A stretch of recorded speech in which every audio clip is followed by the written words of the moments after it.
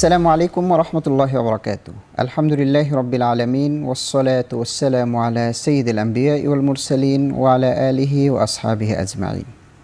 দেশের বাইরে পৃথিবীর যে প্রান্ত থেকে মাহে রমাদানের এই পবিত্র সময় আমাকে দেখছেন, আমি ইসমাইল ইবনে মুজাম্মেল হক আপনাদের সকলকে জানাচ্ছি আন্তরিক মোবারকবাদ। এখন টেলিভিশনের পর্দায় রমাদানের এই ইফতার পূর্ব আয়োজনে আপনাদেরকে স্বাগত জানাচ্ছি। ফার্ম ফ্রেশ নিবেদিত সংযমের অর্থনীতি অনুষ্ঠানটির সহ পৃষ্ঠপোষকতা রয়েছে এডুকেশন লিমিটেড। দর্শক, প্রতিটি পর্বে আমরা স্টুডিওতে একজন বিশিষ্ট অতিথি হিসেবে আমন্ত্রণ জানিয়ে থাকি। পরিচয় করিয়ে দিচ্ছি শুরুতেই। আজকে আমাদের স্টুডিওতে ইসলামী ব্যাংক বাংলাদেশ পিএলসির সম্মানিত assistant vice president Mir Mustaq Mahmud উপস্থিত হয়েছেন। আপনাকে স্বাগত জানাচ্ছি। আপনাকে শুকরিয়া জানাচ্ছি। একই সাথে আমাদের সাথে ভিডিও লাইভের মাধ্যমে শরীক হয়েছেন শরিয়া সেক্রেটারিয়েটের সম্মানিত মুরাকিব স্ট্যান্ডার্ড ইসলামী ব্যাংক থেকে মুফতি আমির হামজা সিরাজ। মোহতারাম, আপনি কি আমাদের সাথে আছেন? জি আছি, আলহামদুলিল্লাহ। জি, আমরা আলোচনায় যাব ইনশাআল্লাহ। আমাদের স্টুডিও অতিথির কাছ থেকেই আমরা শুরু করতে চাচ্ছি। আজকে আমরা যে বিষয়টিতে আলোচনা করব মোহতারাম,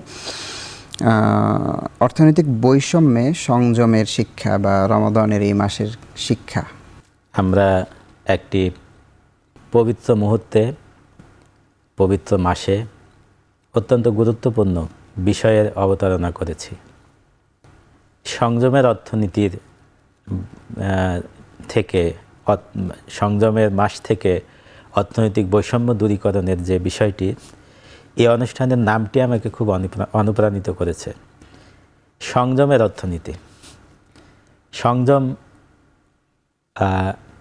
রমাদান থেকে এই মাসকে আমরা সংযমের বলতেছি, কারণ আমাদের এই মাস বলগাহীন হতে শেখায় না, নিয়মতান্ত্রিক হতে শেখায়। জীবনের জন্য সুন্দর যে পথ চলা, সেই পথ চলার দিকে এগিয়ে নিয়ে যেতে চাই। এ মাসে আমাদের জীবন চলার যে গাইডলাইন, পবিত্র কোরআন অবতীর্ণের মাধ্যমে আমাদেরকে যে গাইডলাইনগুলো দেয়, আমরা আমাদের জীবনের জন্য ব্যয় করি, খরচ করি, সেটিকে আমরা বলি শুধুমাত্র ব্যয়, অথবা অপব্যয়, অথবা মিতব্যয়। মিতব্যয় হচ্ছে বৈষম্য দূরীকরণের জন্য সবচেয়ে বড় কার্যকরী পন্থা। মহাগ্রন্থ আল কোরআনের মধ্যে আল্লাহ রাব্বুল আলামিন কোরআন বিশ্বাসী মানুষদের জন্য এই পন্থাটি তিনি বৈশিষ্ট্য হিসেবে উল্লেখ করেছেন। আল্লাহ রাব্বুল আলামিন কত চমৎকারভাবে বলছেন যে আমাকে যারা বিশ্বাস করে, তার আগে তিনি একটি শব্দ বলেছেন, উল্লেখ করেছেন যে ইবাদুর রহমান, রহমানের যারা ইবাদ হবে, অনুসারী হবে, গোলাম হবে। ওয়াল্লাযীনা ইযা আনফাকু লাম ইউসরিফু ওয়া লাম ইয়াকতুরু ওয়া কানা বাইনা যালিকা কাওয়ামা। এই আয়াত একটি মূলনীতি নির্ধারক আয়াত। এটি আমাদের শেখাচ্ছে যে আল্লাহতে বিশ্বাসী মানুষেরা যখন ব্যয় নির্বাহ করে জীবনের জন্য, তখন তারা কৃপণতাও করে না, আবার অপব্যয়ও করে না, বরং এ দুয়ের মাঝখানে একটি ভারসাম্যপূর্ণ, একটি ব্যালান্সড ওয়েতে তারা তাদের জীবনকে পরিচালিত করে। সূরা বনী ইসরাঈলের মধ্যে আল্লাহ রাব্বুল আলামিন আমাদের সকলের জানা এটিও আরেকটি মূলনীতি নির্ধারক আয়াত যে ইন্নাল মুবাযযিরিনা কানু ইখওয়ানাশ শায়াতিন, যে অপচয়কারী, অপব্যয়, উদাহরণটি লক্ষণীয়। আল্লাহ রাব্বুল আলামিন বলছেন যে শয়তানের সহযোগী, শয়তানের ভ্রাতা। আপনি দেখুন, কোরআন তেলাওয়াতের শুরুতে কিন্তু আমরা শয়তানের থেকে আশ্রয় চেয়েই এই গ্রন্থ শুরু করি আল্লাহ রাব্বুল আলামিনের নির্দেশে। সেখানেই বলা হচ্ছে যে অপব্যয় আমাকে সেই শয়তানের কাছে নিয়ে যাচ্ছে, যার থেকে আমি পানাহ চাচ্ছি। জি মোহতারাম, আমরা আপনার কাছে আসবো। আমাদের ভিডিও লাইভের মাধ্যমে রয়েছেন মুফতি আমির হামজা সিরাজ। আমরা মোহতারামের কাছে যেতে চাচ্ছি। জি মোহতারাম, অর্থনৈতিক বৈষম্যে সংযমের শিক্ষা আপনার কাছ থেকে উপহার। ধন্যবাদ। আপনাদের যে এই বিষয়টা আপনারা চয়ন করেছেন, সংযমের শিক্ষা, আসলে পুরো রমাদান মাস যেটা আমাদের আল্লাহ রাব্বুল আলামিন আমাদের একটা ট্রেনিং এর জন্য একটা প্র্যাকটিস, এবং এখান থেকে শিক্ষা নিয়ে সারাটি বছর আমরা যেন কাটাতে পারি, এটাও একটা সংযম। কিন্তু যে এই মাসটার মধ্যে ট্রেনিং নিয়ে কিভাবে আপনি চলাফেরা, উঠা বসা, কথাবার্তায় এবং খরচের মধ্যেও যেন আপনি সংযমে থাকতে পারেন, আপনার সবকিছুর মধ্যে যেন একটা ব্যালেন্স তৈরি করতে পারেন।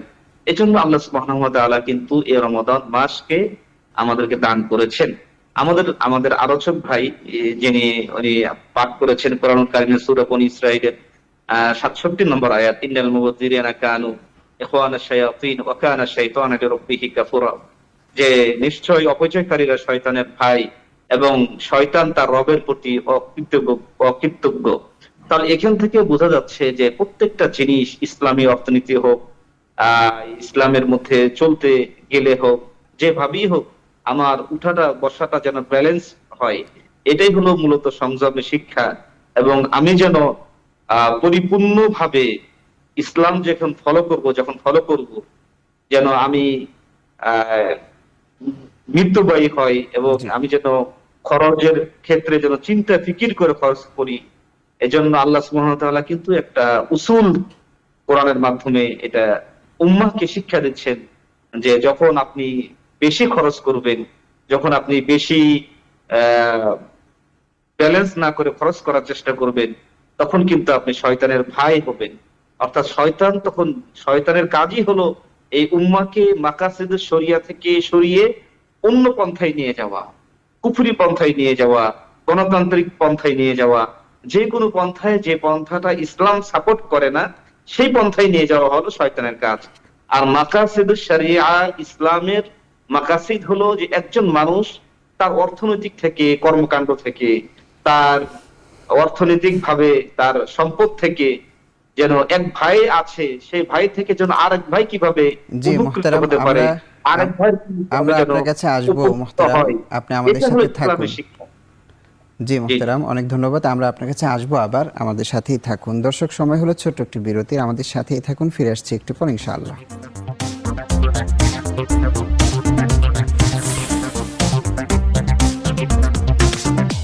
আল্লাহুম্মা সাল্লি ওয়া সাল্লিম ওয়া বারিক আলাইহি। দর্শক, বিরতির পর আরেকবার স্বাগত জানাচ্ছি ইফতারের পূর্ব মুহূর্তে আমাদের একটি বিশেষ আয়োজন, ফার্ম ফ্রেশ নিবেদিত সংযমের অর্থনীতি।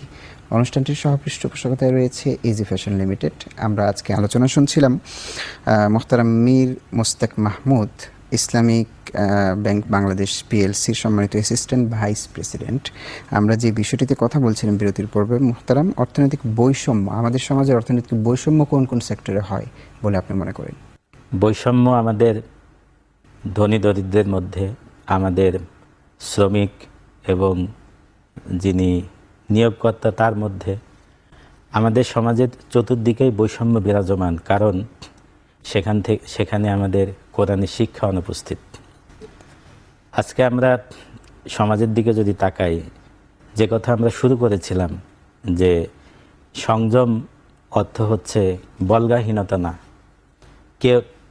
কেউ কোনো একটা সম্পত্তি, জীবন উপভোগের ক্ষেত্রে এগিয়ে থাকলো আর কেউ একদম পিছিয়ে থাকলো, এই বৈষম্য কিন্তু ইসলাম পছন্দ করে না।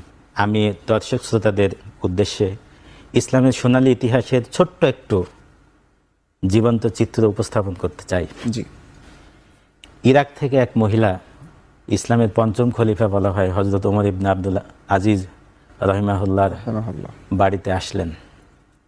এসে উনি দেখলেন যে একটি জরাজীর্ণ পরিত্যক্ত বাড়ি, উনি কাজ করছেন। মহিলাটি বের হয়ে চলে যাচ্ছেন, তার মুখ দিয়ে অস্ফুট শব্দ বের হচ্ছে যে বিরান বাড়ি, বাইতুল খারাব। উনি মহিলাটিকে তার স্ত্রীর মাধ্যমে ডাকলেন, ডেকে উনি একটি মূলনীতি ঘোষণা করলেন। পুরো ঘটনা আমি বলছি না। উনি মহিলার দিকে তাকিয়ে বললেন যে তোমার কি দরকার, তুমি কেন এসেছো আমাকে বলো। মহিলাটি এসেছিল তার 4টি কন্যা সন্তানের বিবাহের ব্যবস্থা করার জন্য খলিফার কাছে সাহায্য নিতে এসেছেন। কিন্তু খলিফার বাড়িঘর এত বিরান, এত খালি দেখে তিনি আশাহত হয়েছেন, ফিরে যাচ্ছেন যে এই খলিফারই তো কিছু নেই, আমাকে কি দিবে। সাধারণ জীবন যাপন করতেন। জি। খলিফা তখন একটি মূলনীতি নির্ধারক কথা এই মহিলাকে শোনালেন। তিনি বললেন, ভয় পেও না, ইন্নামা খুরিবা হাদিহিল বাইত লিতামিরি বুয়ুতিকুন্না, এই ঘরটাকে খালি করা হয়েছে তোমাদের ঘরগুলো ভরে দেওয়ার জন্য। আমি যে ব্যালান্সড অর্থনীতির কথা, বৈষম্য দূরীকরণের কথা বলছি, যে আমি যদি অপব্যয় করি তাহলে তো আমি আরেকজন অভাবীর, আরেকজন দারিদ্র বিমোচনের জন্য কাজ করতে পারবো না। আর আমার মধ্যে আমি যে শব্দগুলো বলেছি, ব্যয়, অপব্যয়, মিতব্যয়, কার্পণ্য কখন আসে? যখন আমি মনে করি যে আমার অংশে, আমার ভাগে কম পড়বে, জি। আমার রিস্কে ঘাটতি হবে, রিস্কের ব্যাপারে আমার আতঙ্ক থাকে। আপনি দেখবেন যে একমাত্র মানুষই সঞ্চয় করে, মানুষই আজকের খাবারের পরে সে চিন্তা করে যে খাবার সঞ্চয় করে। কোনো প্রাণী কিন্তু খাবার সঞ্চয় করে না। তারা তাদের স্রষ্টার রুবুবিয়াতের গুণাবলীর উপরে তারা বাই ডিফল্ট তাদের জীবনকে পরিচালিত করে। এ কোরআন, যে কোরআন নিয়ে আমরা কথা বলছি, কোরআন অবতীর্ণের মাস, সেখানে দেখেন রিস্কের কথা মুত্তাকির পরেই বলা হয়েছে, জমিম্মা রাযাকনাহুম ইউনফিকুন। তাদেরকে যে আমি রিস্ক দিয়েছি, সেই রিস্ক থেকে তারা খরচ করে। আমি একজন অভাবীকে, একজন দরিদ্রকে দিতে বিরত থাকি কেন? আমি মনে করি যে আমার এখানে ঘাটতি হবে। একটি হাদিস খুব আশা জাগা নিয়া, নবী সাল্লাল্লাহু আলাইহি ওয়াসাল্লাম বলছেন যে ইন্নামার রিজকু ইয়াতলুবুন নাস কামা ইয়াতলুবুল মাউত। আমরা যারা জন্মগ্রহণ করেছি, আমাদের জীবনে যদি একমাত্র সত্য থাকে, সেটা হচ্ছে আমাকে মরতে হবে। নবী সাল্লাল্লাহু আলাইহি ওয়াসাল্লাম বলছেন যে রিস্ক মানুষকে ওইভাবে খুঁজে ফিরে যেমন মৃত্যু তাকে খুঁজে ফিরে। এই রমাদান শেষে ঈদ উৎসব আসবে, সেই উৎসবে শুধু আমি অত্যধিক দামে আমার সন্তানকে আমি পোশাক কিনে দিব, অথচ আমার বাড়িতে যে শ্রমিক আছে, কাজের বুয়া আছে, আমার যে দারোয়ান আছে, আমার অধীনস্থ যারা আছে, তাদের দিকে আমি নজর দিব না। এটা ইসলাম কখনোই সংযমের অর্থনীতি হিসেবে। চমৎকার একটি পয়েন্ট, যে প্রচলিত ধারণার বাইরে আপনি তুলে ধরেছেন বৈষম্যটা মূলত কেন হয়। আমরা ছোট্ট একটু বিরতিতে যাচ্ছি, ফিরে ইনশাল্লাহ আবারও আসবো। আমাদের অনলাইনে যিনি আছেন তার কাছেও যাবো। দর্শক, সময় হলো ছোট্ট একটু বিরতির, আমাদের সাথেই থাকুন। ফিরে আসছি একটু পর।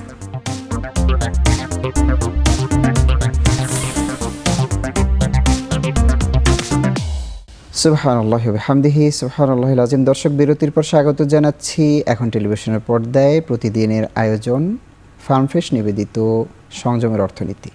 রয়েছেন আমাদের স্টুডিওতে একজন মেহমান, আজকে আমাদের ভিডিও লাইভের মাধ্যমে একজন মেহমান রয়েছেন। আমরা ওনার কাছে চলে যাচ্ছি। মোহতারাম আমির হামজা। জি মোহতারাম, আমরা যেটা বলছিলাম যে বৈষম্যর কথা, আসলে কোরআন এবং সুন্নাহর কোনো জায়গায় বৈষম্যকে সাপোর্ট করে না। জি।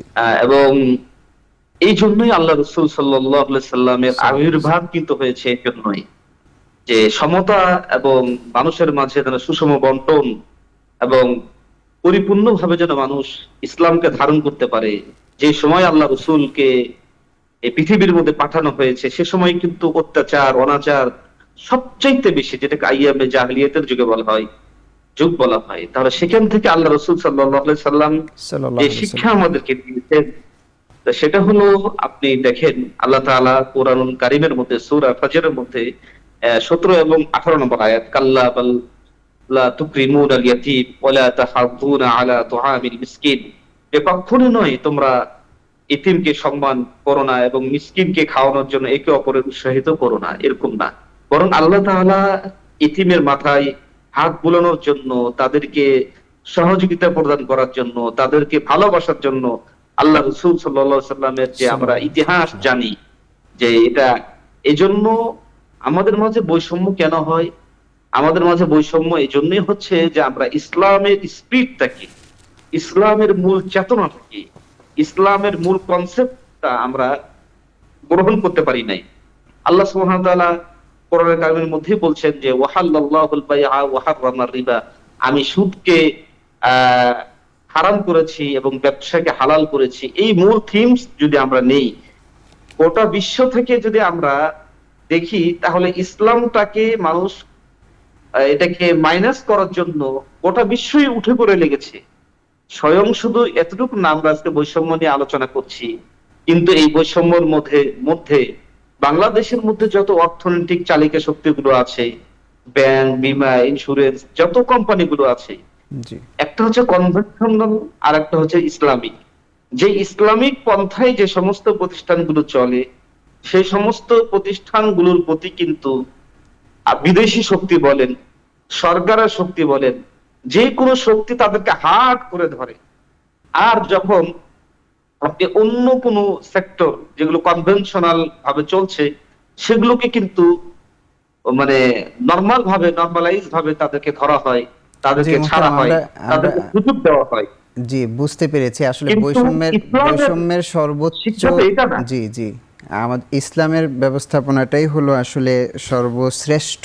আমরা আপনি জি, মোহতারাম, আমাদের সম্মানিত লাইভে যিনি আছেন বলতে চেয়েছেন যে একেবারে সমাজের সকল শ্রেণীতে যেরকম বৈষম্য, ইসলামিকভাবে যারা বৈষম্য দূরীকরণের চেষ্টা করে, আমার মনে হয় উনি এটি বলতে চেয়েছেন, তাদের উপরে মানে হার্ড থাকে রাষ্ট্রযন্ত্র থেকে শুরু করে সকল সেক্টরেই।